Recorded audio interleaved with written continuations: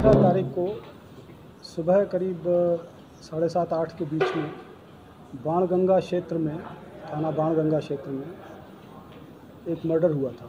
और वो सेंसेशनल था क्योंकि दो आरोपी मोटरसाइकिल पे आए थे, उनके फेसेस कवर्ड थे और मृतक आकाश मिडकिया जो कि एक टेली परफॉर्मिंग कंपनी में कार्यरत थे और वर्क फ्रॉम होम करते थे, उनकी चाकुओं से गोद कर हत्या की और उसके पूर्व उनके चेहरे पे लाल मिर्च भी डाली थी। ये टोटली ब्लाइंड मर्डर था और कोई मोटिव समझ में नहीं आ रहा था, किंतु एक चीज़ सामने थी कि जब 6-7 चाकुओं के वार किए गए हैं तो एक चीज़ स्पष्ट हो रही थी कि ये कोई वैमनस्य से है जिसके तहत ये घटना को अंजाम दिया गया है। जब इसका अनुसंधान प्रारंभ किया गया तो ये तथ्य प्रकाश में आया कि मृतक आकाश अपनी पत्नी वर्तिका को उनके घर से LIG चौराहे पे छोड़ने गया था। LIG से जो उनकी पत्नी वर्तिका है वो एक हमलतास हॉस्पिटल है देवास में, वहाँ काम करती थी, तो वहाँ बस से जाया करती थी और वो वापस लौट रहा था मृतक अपने घर की तरफ और इस दरमियान में ही ये पावर हाउस के पास में ये घटना घटित हो गई थी। और इसमें धारा 302 का अपराध दर्ज किया गया और फिर अनुसंधान प्रारंभ किया गया और इसको बैक ट्रैक करते गए। और बैक ट्रैकिंग में जो सबसे महत्वपूर्ण तथ्य था, जिसमें कि हमारी पुलिस स्टाफ की वास्तविक मेहनत और एक इन्वेस्टिगेशन की क्वालिटी दिखती है कि करीब 100-125 कैमरे जो CCTVs डिफरेंट स्थानों पे लगे थे उनको देखा गया और आरोपियों के मूवमेंट्स जो थे उसको मॉनिटर किया। ये एक लंबा और टीडियस प्रोसेस था। आप लोग भी बीच में पूछते थे कि उसमें क्या प्रगति है, लेकिन इसमें समय लगता है क्योंकि ये एक कैमरे को उसको खंगालना और फिर उसके फुटेजेस निकालना, तो ये एक इसमें बड़ी मेहनत से एक कैमरे को खंगालते गए और इवेंचुअली ये इंदौर के रूरल एरिया से होते हुए उज्जैन पहुँचे थे। अर्जुन मंडलोई को इसमें उसने एंगेज किया था। फिर इसने 2 मर्डरर्स एंगेज किए जो कि उस फुटेज में आए थे, उनके नाम अंकित और जीतू हैं। इन सब को फिर जब राउंड अप किया तो इन्होंने फिर ये सारी स्टोरी बताई। इसमें यूज़ किया गया जो मोटरसाइकिल थी वो भी बरामद हो गई है और अभी उनको रिमांड पे ले कर के शेष इन्वेस्टिगेशन किया जा रहा है, जिसके कि सारे के सारे जो कंपोनेंट्स हैं वो अभी साक्ष्य एकत्रित किया जा रहा है। बहरहाल ये स्पष्ट हो गया कि इन लोगों के द्वारा ये गंभीर वारदात की गई थी। इसमें एक चीज़ जो पूर्व की प्रेस कॉन्फ्रेंसेस में भी मैंने आपसे किया था और आपके माध्यम से मैं चाह रहा था कि इसका लार्जर प्रचार प्रसार हो, वो ये था कि इस वारदात को जो कि टोटली ब्लाइंड थी, इसको निकालने में हमें CCTV कैमरे की बहुत मदद मिली।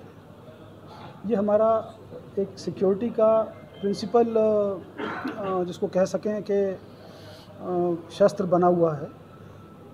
तो ये एक बार फिर से इस इन्वेस्टिगेशन से ये रीइटरेट हम करते हैं, इस इन्वेस्टिगेशन में जो तथ्य सामने आए उसके माध्यम से, कि ये अधिक से अधिक लोग इसका उपयोग करें। जो प्राइवेट लोगों ने अपने प्रतिष्ठानों में, अपने घरों में CCTV लगाए हुए हैं, शासकीय स्तर पे जो लगे हैं वो तो हैं ही, लेकिन बहुत बड़ी संख्या में हमारे नागरिकों के द्वारा भी अपने प्राइवेट अपने घरों में या अपने व्यापारिक प्रतिष्ठानों में CCTVs लगवाए हुए हैं। मैं अपेक्षा रखूँगा कि एक कैमरे का फोकस एटलीस्ट अपने घर के सामने वाली रोड पे ज़रूर रखें, जिससे एक पूरे शहर के अंदर सुरक्षा का माहौल बनेगा। और मतलब जब अगर कोई ऐसी वारदात होती है तो हम उसको उसके फुटेजेस निकाल करके और उसके मूल तक पहुंच सकते हैं, उसको ज़ीरो इन कर सकते हैं। एक बहुत अच्छा पीस ऑफ इन्वेस्टिगेशन है। हालांकि ये बहुत डिलीजेंट इन्वेस्टिगेशन था, इसमें हमारा पूरा स्टाफ बहुत तत्परतापूर्वक लगा था। इसमें हमारे वहाँ के एडिशनल एसपी शशिकांत भी पूरी निष्ठा से लगे रहे। 2 बजे तक वे रात्रि में थाने में बैठ कर के पूछताछ करते रहे। अनफॉर्चुनेटली उनके घर में दुखद घटना घटी, ही लॉस्ट हिज मदर। लेकिन ये पीछे नहीं हटे हमारे स्टाफ के सारे अधिकारी, जिसमें SP Ashutosh Bagri, additional SP Jaiveer, CSP Pardeshipura Nihit, TI Banganga Rajendra Soni, और सबसे महत्वपूर्ण कि हमारा जो स्टाफ है, जिसमें मैं उनके नाम ज़रूर पढ़ूंगा, क्योंकि ये मैं चाहूँगा कि इनकी मेहनत को आप लोग हाईलाइट करें। इससे एक अच्छा मैसेज बाकियों में जाएगा।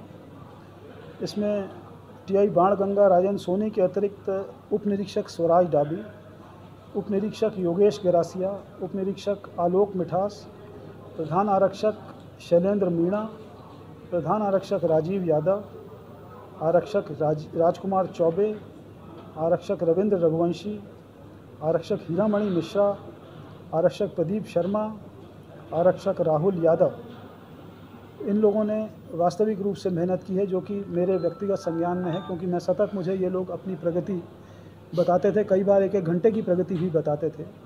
इसके अतिरिक्त उज्जैन पुलिस ने भी इसमें हमारी मदद की है। बीएनपी देवास के थाना प्रभारी मुकेश इजारदार और उनकी टीम के एएसआई मनोज पटेल द्वारा भी इसमें महत्वपूर्ण सहयोग दिया गया है। तो ये इस पूरे षड्यंत्र की तथाकथा थी, और इस इन्वेस्टिगेशन को करने में पुनः मैं रिट्रेट करूंगा कि सीसीटीवी फुटेज एक principal instrument in crime detection सामने आया है, और यही इल्तिजा है कि इसका अधिक से अधिक उपयोग हमारे नगरवासी करें। ये इस षड्यंत्र में ये सभी शामिल थे। इनके प्रत्येक के कृत्य का क्या क्या कृत्य प्रत्येक ने किया है और किस प्रकार से है, ये अभी पीस ऑफ मतलब इन्वेस्टिगेशन का इशू है। पत्नी दर मेन मास्टरमाइंड है इस पूरे षड्यंत्र में शामिल है। तो उसके बाद घटना के बाद पत्नी और आरोपियों के बीच क्या कुछ उसका इन्वेस्टिगेशन चल रहा है। इन लोगों ने बहुत प्रिपरेशन करके इस अपराध को अंजाम दिया है, और एक मोबाइल यूज़ हुआ, उसमें एक सिम डला, उससे केवल एक कॉल हुआ है। तो ये इन्होंने अपना जो पद चिन्ह थे उनको छुपाने का पूरा प्रयास किया है। इवन एक अपराधी ने तो अपना मतलब पूरे बाल मुंडा लिए थे अपना वेश बदलने के दृष्टि से भी।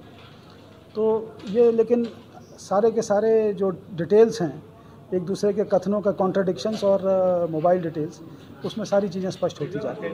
ये क्या इनका बैकग्राउंड है, सर कहाँ के रहने वाले हैं? ये उज्जैन के रहने वाले थे, साथ साथ पढ़ते थे प्राइमरी स्कूल में, और फिर कुछ आर्थिक परेशानियों के कारण, जो अभी प्राइमा फेसाई समझ में आया है, इन्होंने यहाँ आकर के इंदौर में आके अपना बिजनेस इसने स्टार्ट कर दिया था। अपराधी नहीं है? नहीं, जो मृतक है उसका बता रहा हूँ मैं। नहीं, जो जिन्होंने गोली मारी, इनके बहुत बड़ा क्रिमिनल रिकॉर्ड नहीं है। वो अभी इनके जो प्लेसेस ऑफ स्टे है वहाँ से पता कर रहे हैं, लेकिन इमीडिएट एक्का दुक्का कोई अपराध हो तो हों, जो कि बाकी कोई पेशेवर अपराधी नहीं है। ये भी सुपारी के बारे में नहीं कह सकते, ये तो व्यक्तिगत रिलेशंस की बात है। टोटल कितने अपराधी बनाए गए? इसमें 5 हैं। सर कब से इनके रिलेशन थे और कब से ये योजना तैयार हो रही थी? ये अभी इनसे अनुसंधान चल रहा है, ये अभी प्राइमरी स्टेजेस पे है। डिटेल्स अभी इनके सामने आएंगे। भी जो वहाँ के RLVD कैमरे थे, उसमें भी इन बाइक्स का जिस बाइक पे ये लोग आए थे उसका नंबर कुछ क्लियर हुआ था, लेकिन कुछ नंबर प्लेट टूटी थी तो एग्जैक्ट नहीं आ रहा था नंबर। फिर वहाँ उज्जैन पुलिस की भी मदद ली गई, और फिर वो मोटरसाइकिल ट्रैक हुई। फिर वो जो आरोपी बैठे थे उन्होंने वहाँ अपना मास्क वगैरह हटा लिए थे, और फिर उनका कुछ फुटेजेस ऐसे थे जिसमें कि फेस रिकग्नाइज हो रहा था। उस आधार पे वहाँ वृहद पूछताछ की गई तो कुछ उनके नाम आइडेंटिफाई हुए। वो देवास के किसी गांव के रहने वाले पता चला। फिर वहाँ जाकर के तलाश की गई, और इवेंचुअली इसमें आरोपी अरेस्ट हो गए, और इस षड्यंत्र का जो आपराधिक षड्यंत्र था इसका भी खुलासा हो गया। मूलतः इसके जो पृष्ठभूमि में मृतक आकाश की पत्नी का मित्रवत संबंध वहाँ अमलतास हॉस्पिटल में जो नर्सिंग सुपरवाइज़र है मनीष शर्मा उससे था, और इस बात को लेकर के पति पत्नी में विवाद होता था, और इसके कारण ही इस नर्सिंग सुपरवाइज़र ने अपने जो उसके अधीनस्थ स्टाफ था, व्हाट वाज हिज नेम,